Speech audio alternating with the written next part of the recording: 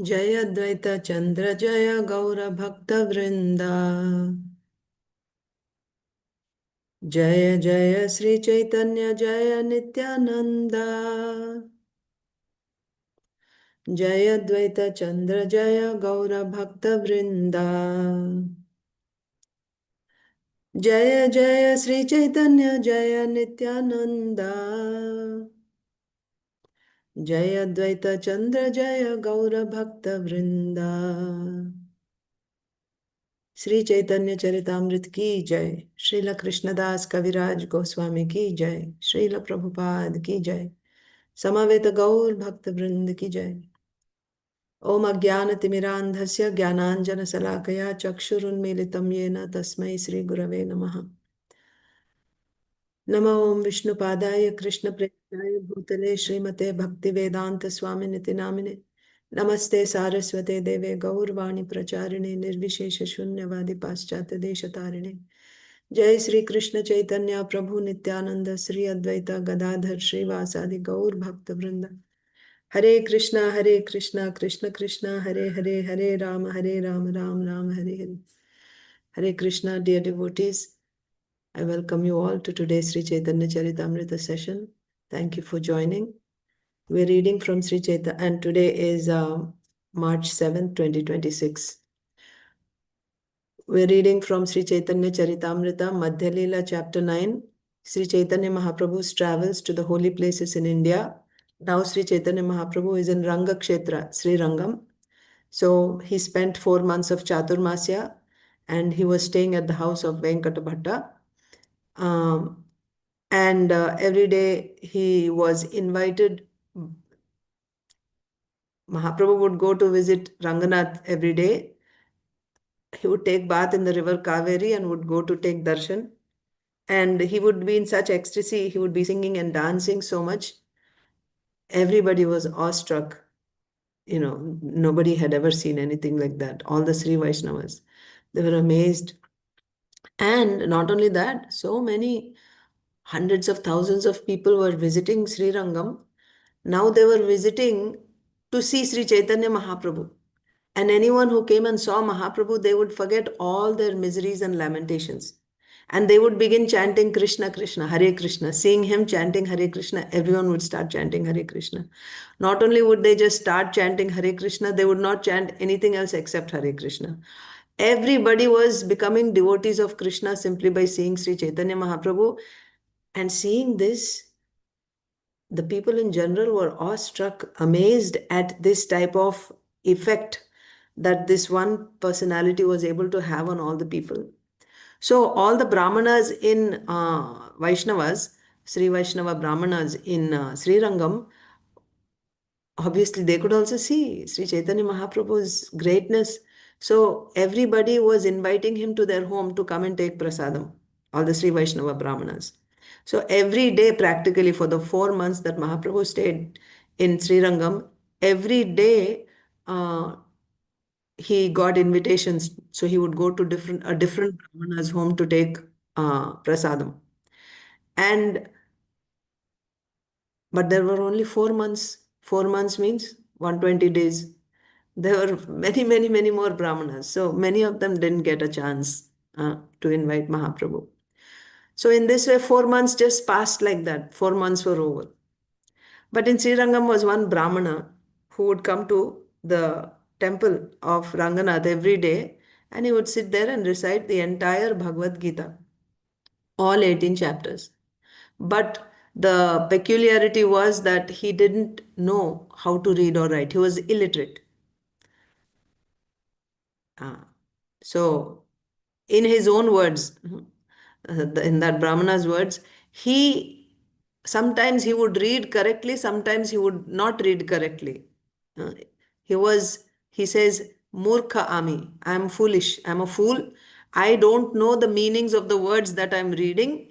And sometimes I am reading correctly, sometimes not correctly, but I don't know what I am reading. That was his condition. But every day, without fail, with determination, he would recite the entire Bhagavad Gita. How would he recite? So we can imagine how he was reciting. And he was made fun of by all the other brahmanas because he was reciting aloud. So all the other brahmanas were making fun of him, and they would criticize him. They would crack jokes, right, on him, and they would come and talk to him and tease him like that. He would not respond to anyone. He would not care, that they were teasing him or laughing at him. He would continue. Then one more thing happened. While he's reading like this, all these Ashtasatvika vikaras, these ecstasies were manifest on his personality, on his body. Tears started coming from his eyes, and his hair was standing on end on his body. Romanch, he was getting romanch. And he was sweating, perspiring. The body was trembling. So Mahaprabhu, because he was coming every day, he also noticed this Brahmana and he saw how whenever he's reading, he's experiencing these ecstasies. So Mahaprabhu approached this Brahmana and asked, oh, and with great respect, right? He said, oh Mahashay, oh respectable one, can you tell me which meaning of Bhagavad Gita is giving you so much ecstasy? What is it that you heard, that you understood in Bhagavad Gita that is giving you so much ecstasy? This Brahmana could understand that Sri Chaitanya Mahaprabhu is not like the others who came to him to make fun of him, to criticize him. He could understand that Mahaprabhu is genuinely inquiring. So the Brahmana said, my dear sir, I'm a fool, murkha ami, shabdartha na jane. I don't understand the meanings of the words that I'm reading. Sometimes Shuddha, Shuddha. Sometimes I pronounce correctly, sometimes I don't. But I'm reciting this regularly because my Guru has ordered me. Guru Agya. Because of Guru's Agya, I'm reading every day, reciting every day. Then Mahaprabhu inquired, oh, that's all right. You don't know the meanings. But I see that when you're reading, you're getting all these, ecstasies. I see what if you don't understand the meaning, then what is causing you so much ecstasy? Then the Brahmana says, Arjunera rathe Krishna hoy rajjudhara, bosiyache hate totra shamala sundara. Whenever I am reading, I am seeing blackish, beautiful blackish Krishna sitting on the chariot of Arjun with holding the reins of the horses, chariot's horses in his hand and the bridle in the other hand. And Arjunere kahite chena hita upadesh, tare dekhi hoy mora ananda avesh. And sitting like this, who is Krishna, the Supreme Personality of Godhead? For the sake, he becomes the chariot driver of his own devotee, and while holding the reins and the bridle in his hand, he is desiring to speak to Arjun. He's speaking to Arjun. He's giving instructions to Arjun for Arjun's benefit. I see this. Whenever I'm reading Bhagavad Gita, this is what I'm seeing. I'm actually seeing this.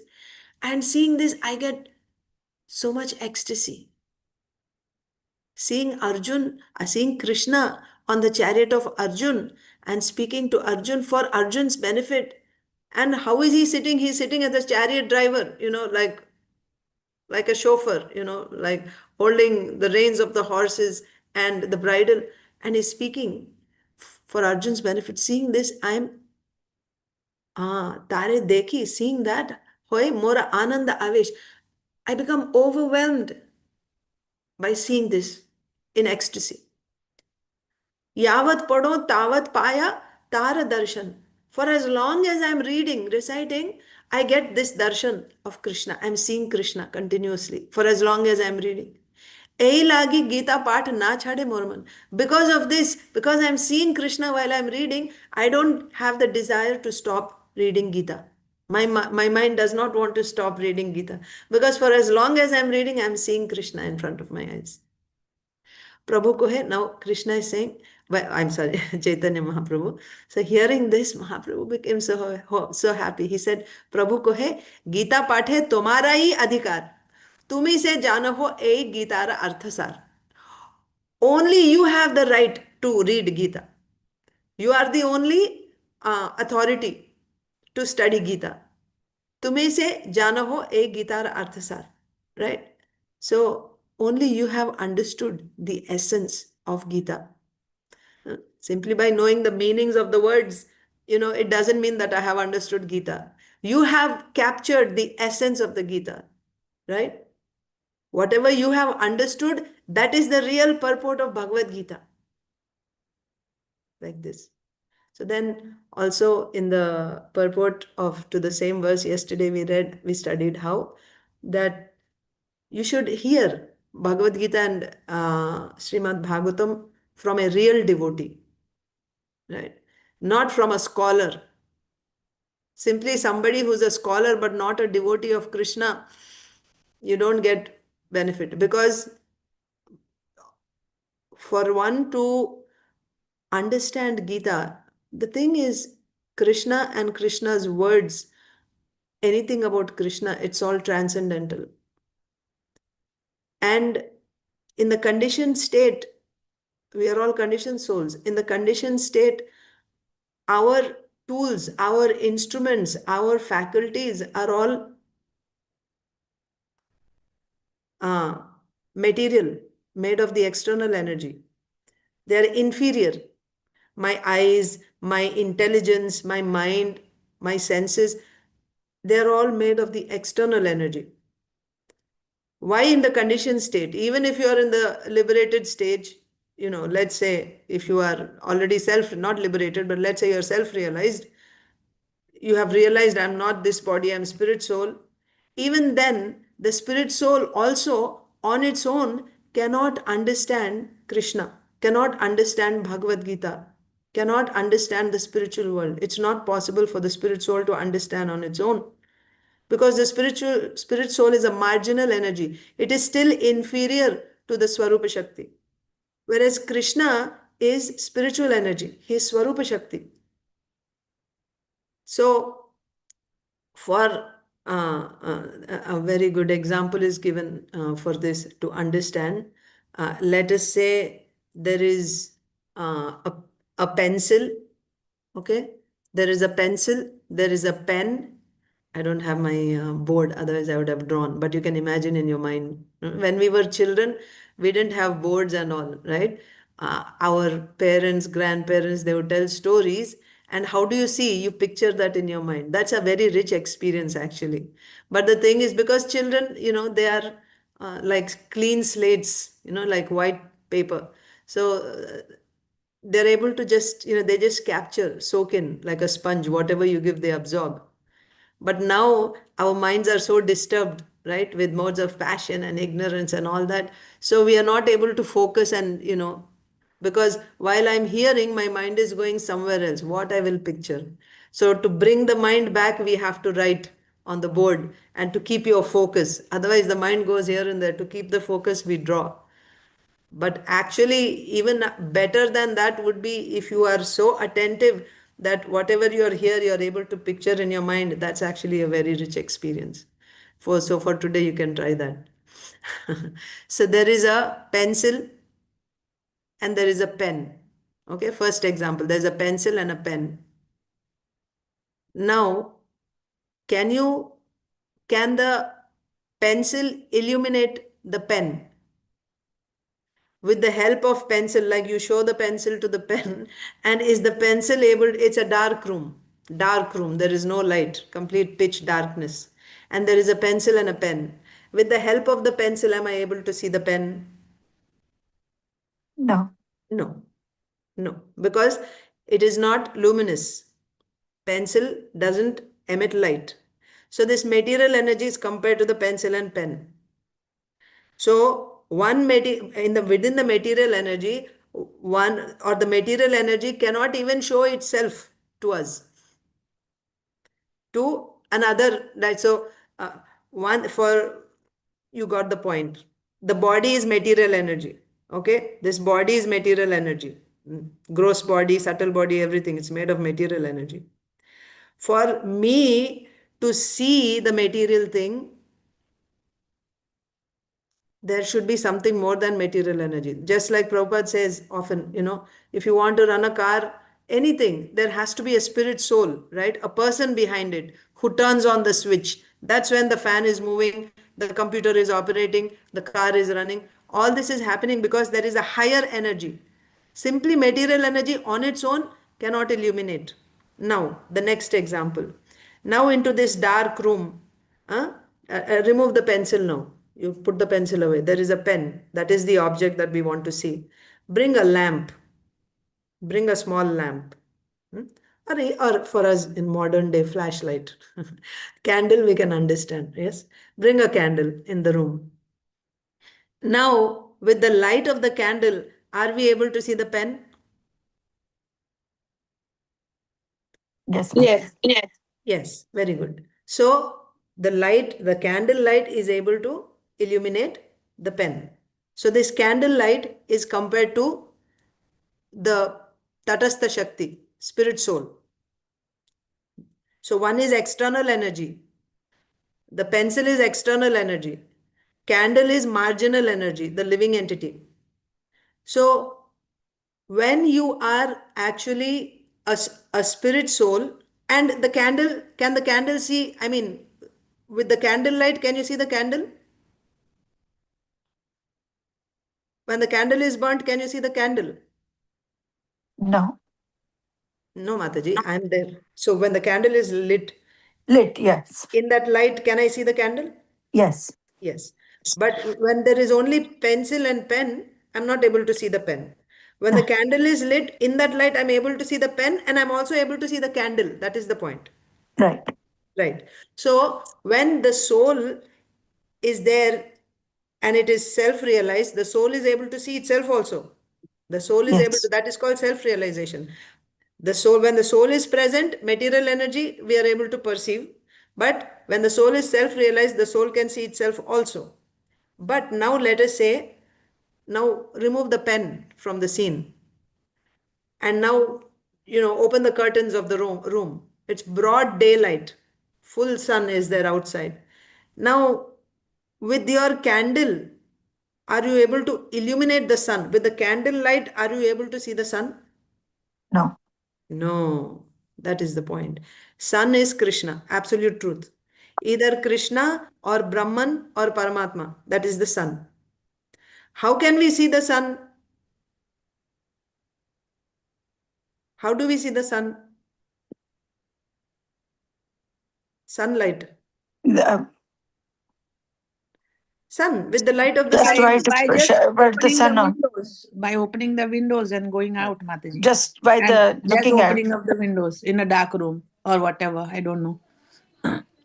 Yeah, by the light of the sun. The sun Yeah. can illuminate Yeah. itself. Yeah. You Yeah. don't Okay. need a lamp to show the sun. Even if your lamp or your flashlight is on and if you're in bright sunlight, you cannot make out. That's nothing, you cannot even see. So now the point is the living entity, conditioned state, the living entity in the conditioned state, he is not able to see even himself. Conditioned statement means he's covered by this external energy, avidya. Avidya is a component of external energy. A soul that is covered by external energy is not even able to see himself. Of course, because the spirit soul is there, he's seeing the material energy. He's seeing the material energy, but because of the covering of this external energy, he's not able to see himself. By doing Nishkama Karma Yoga, this is for the Gyanis, of course, left side. Nishkama Karma Yoga, this covering of avidya is removed. On the living entity, the covering of avidya is removed. So now he is able to see himself. He is able to know himself. Now, just because he is able to know himself, Aham Brahmasmi, I am not this body, I am spirit soul. Does that mean he is already qualified to know Krishna also, to understand Krishna? No. No, because the candle light cannot illuminate the sun. This is the point we should understand. Yes, Jivara Swarupahai Krishnera Nityadas, the living entity's constitutional position is meant for serving Krishna. But still, that means it is like a perfect, it's in a perfect condition. It can be picked up and engaged in the service of the Lord. But somebody has to do that. Who has to do that? Somebody who has that Swarupa Shakti. Swarupa Shakti is Krishna's internal energy. Okay, when you say Krishna or his internal energy, they're all on the same platform. Krishna's internal energy is his internal Swarupa Shakti. It's in him. So everything, this bhakti is also one form of Swarupa Shakti only. Where is this bhakti? This bhakti is in the heart of the pure devotees of the Lord. It is invested by the Lord in the hearts of his devotees. It is in the hearts of Krishna's devotee. How does it come to me? It has to come from one of those devotees who has it. When it comes, so constitutionally I am meant for devotional service. As soon as that is given to me, that Bhakti Shakti is given to me, now I am able to, I am given that mercy. Now I can actually start. So that mercy is the beginning. That is the beginning. Mercy is required for the conditioned soul.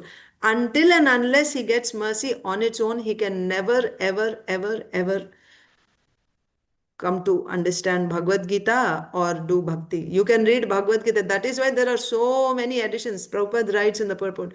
There are so many editions of Bhagavad Gita, but they don't understand. They're not devotees of Krishna. Everyone writes in his own way. Someone says he's impersonal. Someone says he's a historic person. Someone says he's a politician. But there is no change, no transformation in this heart. There's no devotion. Why? Bhagavad Gita is directly the words of Krishna, but there is no transformation in the heart.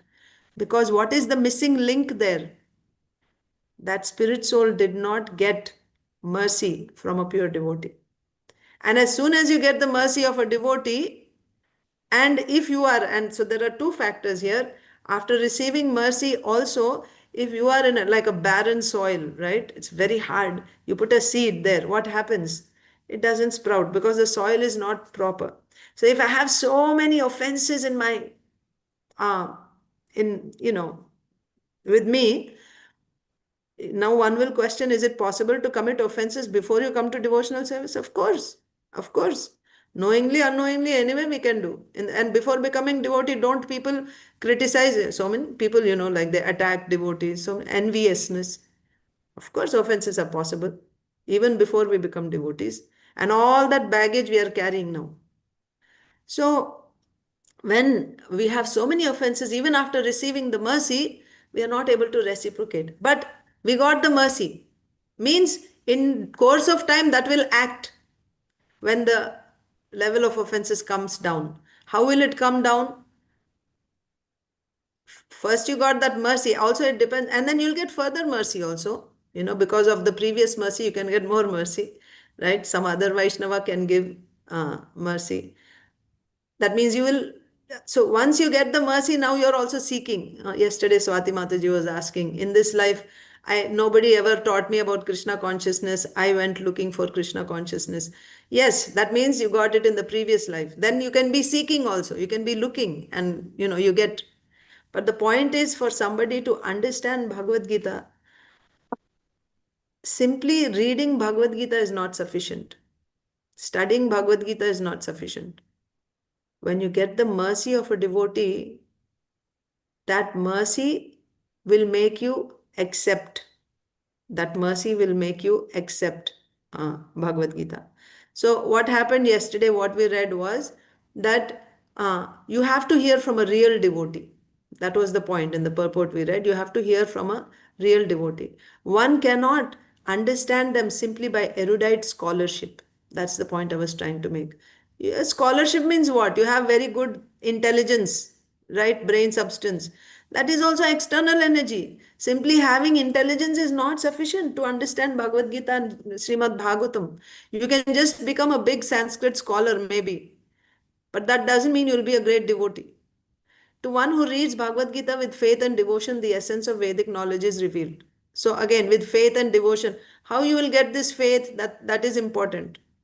This faith, the beginning faith you will get by the mercy of a devotee. How you will get full faith in combination of mercy of devotee, now you also will start rendering service. What type of service? Shravanam, hearing from pure devotees. And by hearing what? Bhagavad Gita and Srimad Bhagavatam. And by this hearing, whatever questions and doubts I have in my heart, all those are, I have to do mananam. After Shravanam, I have to do mananam. When I hear why it is like this, why it is not like that. And when all those doubts are resolved, then I get full faith. So with such faith, when one reads Bhagavad Gita, you accept every word that is said in Bhagavad Gita. These are words of Krishna. With faith and with devotion. How are you getting this devotion? It's a combination of the mercy of the devotee and hearing of Bhagavad Gita and Bhagavatam and doing that mananam. It's a combination of all this. Then you have Mangalodaya. Mangalodaya means your good fortune will arise. That is called Dridha Shraddha. Then to such a person, right, one who reads Bhagavad Gita with faith and devotion, the essence of Vedic knowledge is revealed. This is called Shastrartha Vishwasaha. Dridha Shraddha. Shraddha's definition is Shastrartha Vishwasa. Shastrartha means essence of Vedic knowledge. Essence. Shastrartha, the conclusion. Shastrartha means the conclusion of Shastras. What is the conclusion of Shastras? Sarvadharman parityajya mamekam sharanam. This is the conclusion of all the Vedas. By studying all the Vedas, we are supposed to come to know Krishna and surrender to Krishna and render devotional service. Shastrartha Vishwasa.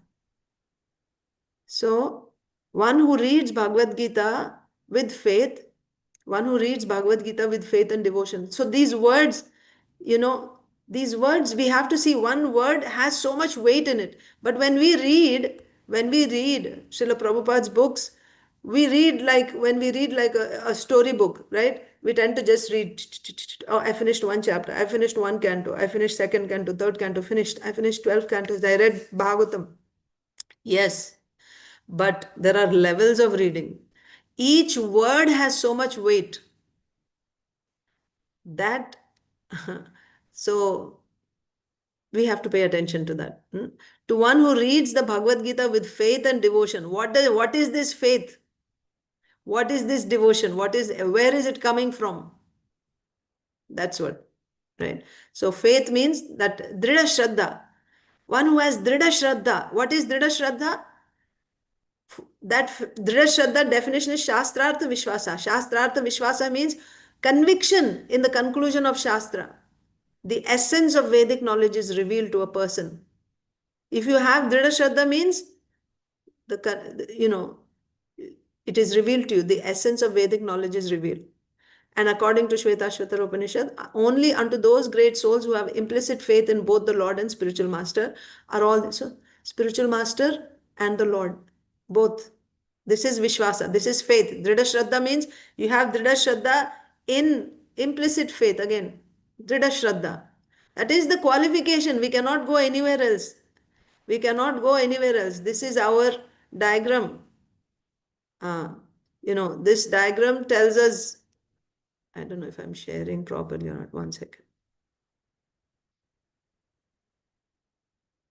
So this Dridha Shraddha, this is the qualification. Whenever you read in Srila Prabhupada's purports, implicit faith, full faith, right? You should see this. This is that faith. It's very big. It's very, very, very crucial, very important. Because generally we say faith, we just take it like, oh, I believe in Krishna, It's not just, this is a very, it has a lot of weight, faith. Okay, so now continue. So are only unto those great souls who have implicit faith in both the Lord and the spiritual master. So there when you say faith, Dridha Shraddha means in the Lord, that only Krishna is the Supreme Personality of Godhead. And my position is, my only identity is I'm a servant of Krishna. I don't have any other identity, no other designation. And you have equal, as much as faith as you have in the Lord, you will have in the spiritual master also. To such a person, all imports of Vedic knowledge are automatically revealed. Now, automatically revealed means you know the conclusion. You know the conclusion of the Vedas is you should just surrender. You get such strong faith. You will not endeavor for anything else in this life. You will not worry about anything else in this life. oh, what will happen to my home? Oh, there is a war now, or nothing. I have this disease, I'm going to die, or my children need to get married, or this, or nothing, nothing, nothing. This is strong faith, right? Or this is faith. Faith means my duty is to serve Krishna and taking care of me, whatever I belong to him, he can do with me whatever he likes. This is Sharanagati. Symptom of faith is surrender. When you see this surrender, then you understand that person is a pure devotee. And naturally, when you surrender like this, what will you do? What will you do with your time? When you're surrendered to Krishna and you have full faith that I don't have anything else to do. I'm meant for just like, salt. What does salt do? It gives that salty taste. Does the salt do anything other than giving that salt taste? No. Sugar, it just gives sweetness. Wherever you put sugar, it just gives sweetness. So the living entity is a servant of Krishna. When he gets strong faith that this is my identity, what will he do? At any time, any moment, you put him in the most difficult situation. Materially, still he will be doing only his dharma, which is to serve Krishna. You cut off his tongue, he cannot chant. Then in his mind, he will be thinking of Krishna. Or he'll be bowing down with his hands, he will be doing some service for Krishna. You cut off his hands, in his mind, he will be thinking of Krishna. You cannot stop him. His Holiness Radhanath Maharaj gives the example of the current of the river Ganga, right? River Ganges just keeps flowing. You put some big obstacles, even if there are obstacles, the current doesn't stop. Sideways, under, over, somewhere or the other, it's flowing continuously. That's how a devotee with strong faith is. No matter what you do to that, and this is not once, every moment, continuously. His mind is even if his mind is not going continuously, his endeavors are in that direction always. And which direction? Doing direct devotional service. Shravanam Kirtanam is most important. Always engaged in Shravanam Kirtanam and other services also. Every moment. That's a pure devotee. That's a pure devotee. All Vedic literatures are to be understood with faith and devotion. Again, faith. See how many times faith? All Vedic literatures. All Vedic literatures, whether Bhagavad Gita, Bhagavatam, Nectar of Devotion, these are all Bhakti Shastras. You should understand them with faith and devotion. Bhagavatam, about Bhagavatam, Srila Narad Muni is telling Vyasdev. Every, which one is that? Tadvag Visargo Janataga Viplavo. That one, that verse, 1, 5, 11. That means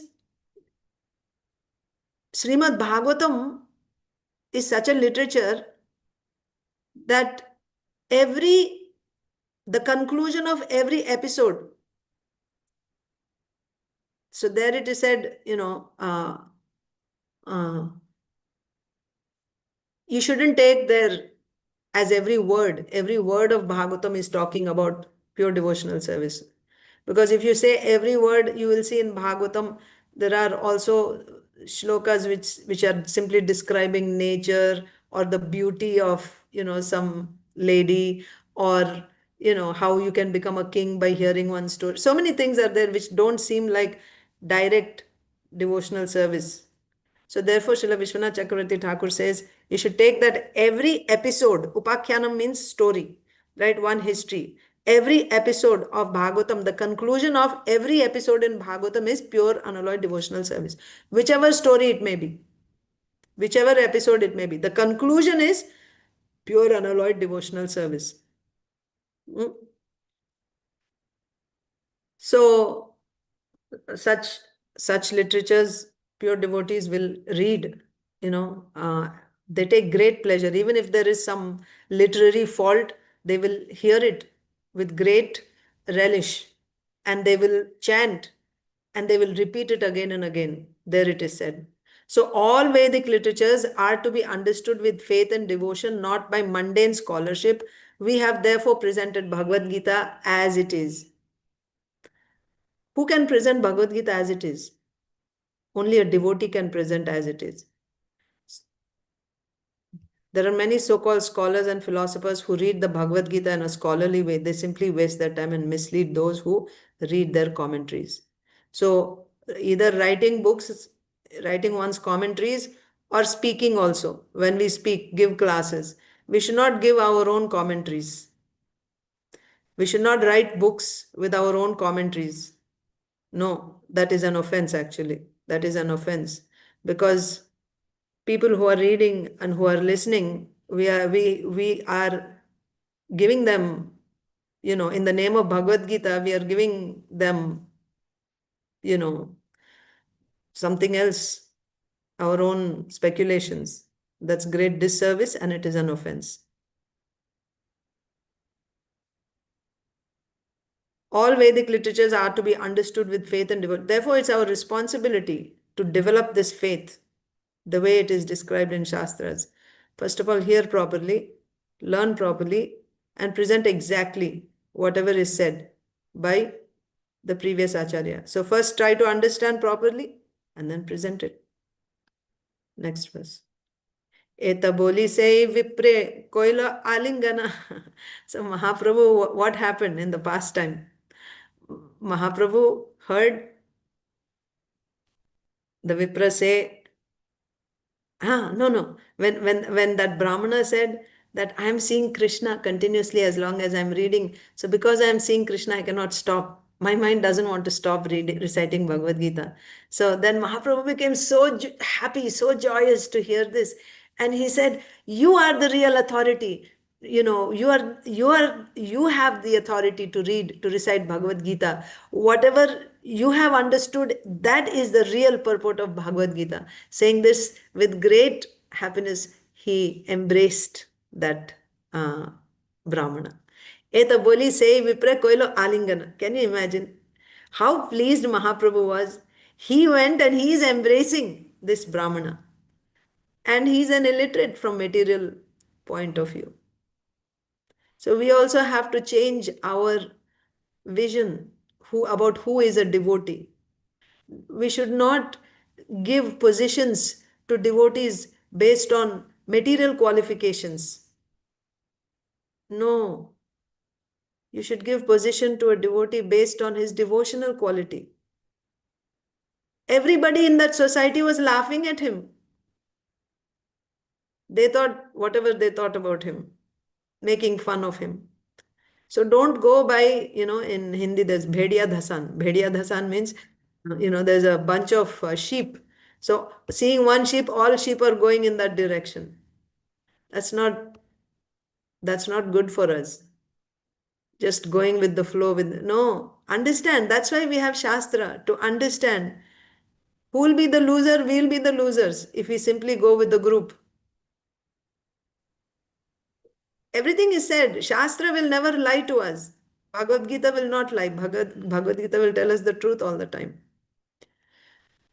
So understand properly what is Bhagavad Gita saying. And unfortunately, there are, so many commentaries by unauthorized people misleading the society now. So be very careful. Srila Prabhupada is writing in the purport. You should hear Bhagavad Gita, Bhagavatam from a real devotee. From a real devotee. So my point here is that nobody would have expected him to be such a great devotee. But see, what is Krishna seeing? If we are devotees of Krishna, we should see from Krishna's vision. Who is Krishna considering a devotee? Is he considering someone who has a big position as a devotee? Someone who has a lot of material education as a devotee? Someone who has a lot of wealth? Like he's a big position in society. Is he considering that person a devotee? This devotee was a nobody, not even properly educated, and in such, in that society where everyone is brāhmaṇa and, they know Sanskrit and all and, pakka brahmanas. He's just a simple person, couldn't even pronounce the Sanskrit properly. Mahaprabhu is so pleased with him. And he said, you are the authority. Another example, Haridas Thakur. Haridas Thakur was looked at like a Yavana Amlecha. Mahaprabhu said, you are the Acharya. You are the Acharya. All these examples are not just, we shouldn't just pass them like stories. We should learn to see properly. We should learn, at least, we should wake up. There may be so many simple devotees. Nobody knows, right? But who is Krishna saying on the altar when the deity is looking at all the people standing in front of him? Who is Krishna seeing as a devotee? Eta boli sei vipre koilo āliṅgana prabhu-pada dhari prabhu-pada dhari vipra karena rodana. Mahaprabhu embraced this brāhmaṇa, and that brāhmaṇa just held on to the feet of Śrī Caitanya Mahāprabhu and began to cry. Why? Why is he crying? He already saw Krishna. He was seeing Krishna when he was reading Srimad Bhagavad Gita. Now the Lord embraced him. What realization did he get? Let's see. After saying this, Lord Chaitanya Mahaprabhu embraced the brāhmana, and the brāhmana, catching the lotus feet of the Lord, began to cry. Tomā dekhi tāhā haite dvi-guṇa sukha hoy. Say Krishna tumi, hena mora mane loy. Tomā dekhi tāhā haite dvi-guṇa sukha hoy. By seeing you, tāhā haite dvi-guṇa sukha hoy. मतलब भगवान को देखकर Krishna, whatever happiness I got by seeing Krishna. He was seeing Krishna, right? When he was reading Bhagavad Gita, he was seeing directly Krishna. He said he didn't understand the words, but as long as he's reading, he's just seeing Krishna sitting there and, wanting to say something to Arjun for Arjun's benefit. He caught the heart of Krishna. He was able to capture Krishna's, mood, his love for his devotee, and he's just seeing that, and he's in ecstasy seeing that. So whatever ecstasy he was experiencing while reciting Bhagavad Gita and seeing Krishna, now he's saying, why he's crying? Tomā dekhi, by seeing you, tāhā haite, by seeing Krishna, whatever happiness I got, dvi-guṇa sukha hoy, double of that I'm experiencing by seeing you. By seeing Krishna, whatever happiness I was getting, double of that I'm experiencing by seeing you, Śrī Caitanya Mahāprabhu. Say Krishna tumi, you are that Krishna. Hena mora mane loy. My mind is saying this. Right? My mind is accepting you as that same Krishna. By seeing you, I'm getting double the happiness I got by seeing Krishna. Tomā dekhi tāhā hoite dvi-guṇa sukha hoy. Say Krishna tumi, hena mora mane loy. The brāhmana said, upon seeing you, my happiness is doubled. I take it that you are the same Lord Krishna. I think I should stop here, although I don't want to, but let's see a little bit more. kṛṣṇa-sphūrtye tāra mana hañāche nirmala ataeva prabhura tattva janilo sakala. Further, the brāhmana is saying, kṛṣṇa-sphūrtye tāra mana hañāche nirmala. So, by the revelation of Lord Kṛṣṇa, his mind became nirmala, purified. Ataeva prabhura tattva janilo sakala. So now this is Srila Krishnadas Kaviraj Goswami speaking, not the brāhmana. So because of, see, so I was showing you this diagram the other day, right? Or I have been showing you this diagram. So at what stage does one actually experience Krishna? Here. So here, Spuran, right? So for him, either he's seeing in his mind or he's seeing directly in front of him. Okay? So in bhava, one sees Krishna within his mind. He's actually seeing directly, but within his heart he's seeing. Like Dhruva Maharaj, he got darshan of the Lord on the lotus of his heart, like that. But that is called spurana. Spurana means you see the Lord's image in your heart, not in front of your eyes. But in prema, it happens outside in front of your eyes. So either way, either he's seeing in front of his eyes or he's seeing in his heart. But because of that, that means so advanced he is in devotional service. He's seeing Krishna by reading Bhagavad Gita. He's so advanced. So here it is saying experiencing happens here. Krishna reveals himself, like in front of you, he will come and he will stand. That in prema stage, he will reveal himself. So here, Srila Krishnadas Kaviraj Goswami saying, kṛṣṇa-sphūrtye tāra mana hañāche nirmala. So his heart became purified because of seeing Krishna. Ataeva prabhura tattva janilo sakala.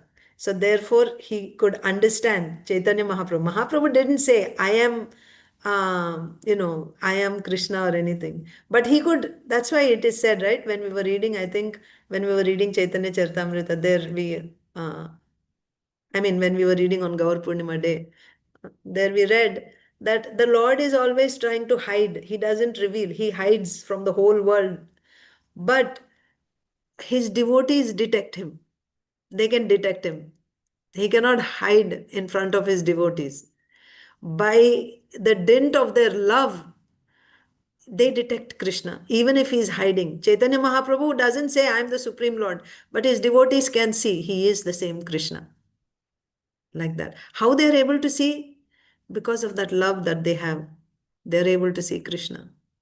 Of course, Krishna reveals himself, but Krishna becomes subordinate to the love of his devotee.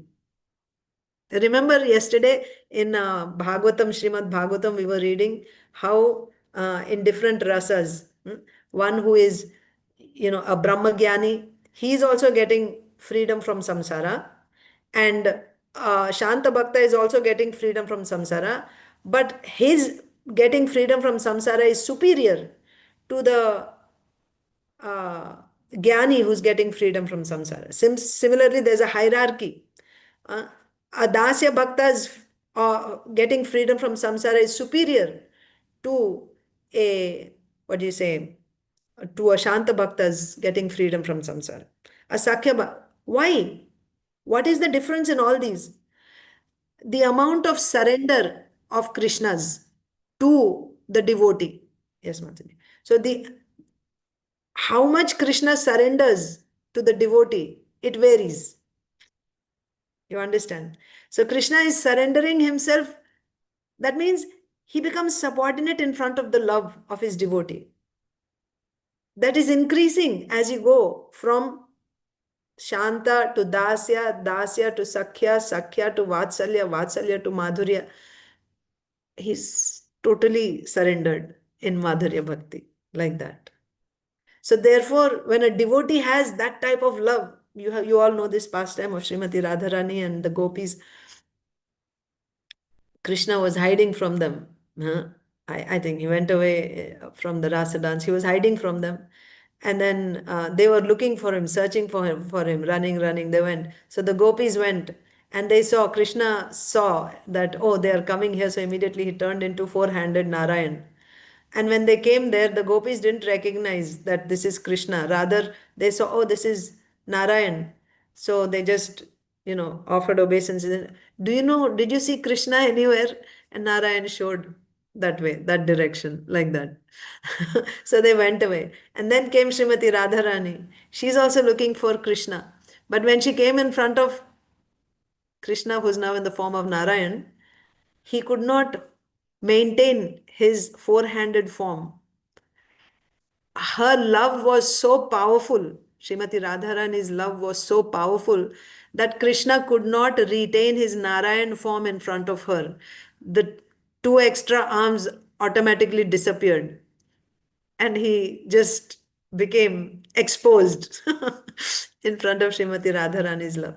So this is the situation. In front of Krishna's devotees, depending on the power of the love of that devotee, Krishna becomes completely surrendered to that devotee. He becomes, subordinate to such a devotee. So therefore, here it is said that this brāhmaṇa, he had already experienced Krishna, so he's purified. So this purified also, you have to understand, not that now he has some material contamination, not like that. Not, you shouldn't think this. He's already there in prema. What material contamination will be there? Purified means he already got darshan. Yes, of course, purified. Anarthas, remember which anartha remains until even bhava stage? Which anartha remains? Of the four anarthas, which one remains even in bhava? What are the four anarthas? Offense, Mataji? Yes, The aparadha. aparadhas. Yes. You remember the four anarthas, Mataji? What are the four? Sukritota, Dushkritota, and Bhaktyut. Bhakt. Yes. Yes, thank you. Sukritota, Dushkritota, Bhaktyota, and Aparadota. So these are the four types. These three are finished after Nishta. In Ruchi stage itself, the remaining three are finished completely. That means they won't come back also. Atyantika, they're destroyed. But Aparadota will remain. Even in Bhava stage, you may have Aparadota anarthas. That's also contamination. It can stay. But at the same time, can you experience Krishna? Yeah. Yeah, you can experience. Spurana can happen in your heart. Like that. But once you get darshan of the Lord in front of you, finished. That means everything's finished. Aparadot anarthas in prema, once you get love for Krishna, aparadot anartha is also finished. However, it may come back. But once you get darshan of the Lord, by dint of your love, when you're able to see Krishna in front of you, when that means by dint of your love, you're able to see him, means he reveals himself. He reveals himself. So, तेषाम् एवानुकम्पार्थम् अहम् अज्ञानजं तमः नाशयामि आत्मभावस्तो ज्ञानदीपेन भास्वता. That verse in Bhagavad Gita, 10th chapter, 9, 10, 11, 11th verse. तेषाम् एवानुकम्पार्थम्, anukampa, by my mercy. Tesham, on whom? On this pure devotee. Tesham evanukampartham aham ajnanajam tamaha. Right? This darkness of ignorance, aham ajnanajam tamaha nashayami atma bhavasya. I destroy with the torch of knowledge, Krishna is saying. Nashayami atma bhavasya jnana deepena bhasvata. With jnana deepa, with knowledge, I destroy the darkness of ignorance from the heart of my devotee. You know how the Acharya explains that? This is there in the prema stage. One may wonder what type of darkness of ignorance a premi bhakta can have in his heart, that the Lord is destroying that darkness with knowledge. What type of knowledge? He's already having so much love for the Lord. What type of darkness does he have at that stage? So there Srila Vishwanath Chakravarti Thakur explains, at that stage also the devotee has this doubt, because you see, the natural quality of the devotee is humility. The more a devotee advances, the more humble he becomes. He sees himself as totally unqualified, genuinely, not with lip service, like we do. He genuinely feels like, I'm not a devotee, I have no devotion. So he doubts, will I ever get darshan of Krishna? Will I ever be able to see Krishna? He has that doubt even in that stage. Out of his genuine humility, he feels, will Krishna ever give me darshan? Will I ever see Krishna? That doubt, that is the darkness in his heart. That doubt, will I ever be able to get darshan of Krishna? So Krishna, the beautiful, merciful Krishna, staying in the heart, destroys that darkness and reveals himself to the devotee. Here I am. So this is the final stage. That verse, Srila Vishwanath Chakravarti Thakur is explaining as the final stage. So that's why when you say here also, when we are reading, that this this brāhmaṇa, say, kṛṣṇa-sphūrtye tāra mana hañāche nirmal. Nirmal matlab all mala, all contamination is now cleared by spurana of Krishna, by seeing Krishna. When he's reading Bhagavad Gita, he was seeing Krishna. Because of that, all contamination was cleared in his heart. You can take it as the same verse as Bhagavad Gita. Contamination is removed means that doubt he may have, that, oh, will I ever be able to see Krishna? That is removed completely, right? All that is removed. By seeing Krishna, that doubt was destroyed. Okay, so his heart is now completely pure. So therefore, ataeva prabhura tattva janilo sakala. Therefore, he was able to detect when prabhura tattva janilo sakala, all his tattva nicely, completely, he knew. Therefore, even though Chaitanya Mahaprabhu came as a sannyasi, didn't reveal himself as Krishna, right? He's a Channa avatar. He's a hidden avatar. He's not known. But still, this devotee could immediately understand this is the same Krishna. The mind of the Brahmana was purified by the revelation of Lord Kṛṣṇa, and therefore he could understand the truth of Śrī Caitanya Mahāprabhu in detail. So another point here I want to say is that, you see, if we simply read this line, the mind of the Brahmana was purified by the revelation of Kṛṣṇa. Now, how do you understand his mind was purified? This is what I was telling in yesterday's class also. Like, what is there behind these words? What is the depth? We can understand when we hear the explanation of the commentaries of the acharyas. The acharyas' commentaries are only enriching, enhancing our understanding. We are able to go deeper and deeper into Srila Prabhupada's lines, his translations and his purports. We are able to understand. They are only a plus. There is no loss. We can dive deeper and deeper into Srila Prabhupada's purports. Just on this one line, you just try to meditate on this. The mind of the Brahmana was purified by the revelation. You may think now, if you were giving a class, let's say, and if you didn't have that background of what Srila Vishwanath Chakravarti Thakur said about darkness of ignorance removed by Krishna, what will you think? His mind is purified means it's purified of all lust, anger, greed. But because of seeing Krishna, all that was purified, and now he's able to understand. How superfluously and superficially we are understanding now. You understand? And I will understand this line according to my state of mind, according to my experience in life, according to my level of, understanding of the,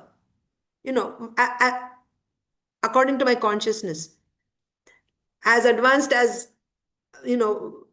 मेरा consciousness जितना advanced है वहां तक ही मैं समझ पाऊंगी, उसके आगे नहीं जा पाऊंगी. I won't be able to understand beyond that. But even if I don't have that type of consciousness, if it is explained to me by the acharya in the commentary, oh, this is what it means, this is the meaning, I'll be able to understand, and I will be able to convey the same. That was my point. Okay, so the mind of the Brahmana was purified. Purified means, what is that purification? He's already experiencing Krishna. Then what is that purification? Before experiencing Krishna, he'll have this doubt, will I ever see Krishna? Will I ever see Krishna? There Krishna is saying, he will remove that darkness, that doubt that the devotee may have, will I see Krishna? He destroys that doubt with the knowledge. What is that knowledge? He's revealing himself to him here. The devotee is directly experiencing Krishna. Okay, with that note, we will end today's class. Thank you all so much for attending. Śrī Caitanya Charitamrita ki Jai. Srila Krishnadas Kaviraj Goswami ki Jai. Samaveta Gaur Bhakta Vrinda ki Jai. Hare Krishna. Hare Krishna. Thank you, Mataji. Thank you. Hare Krishna.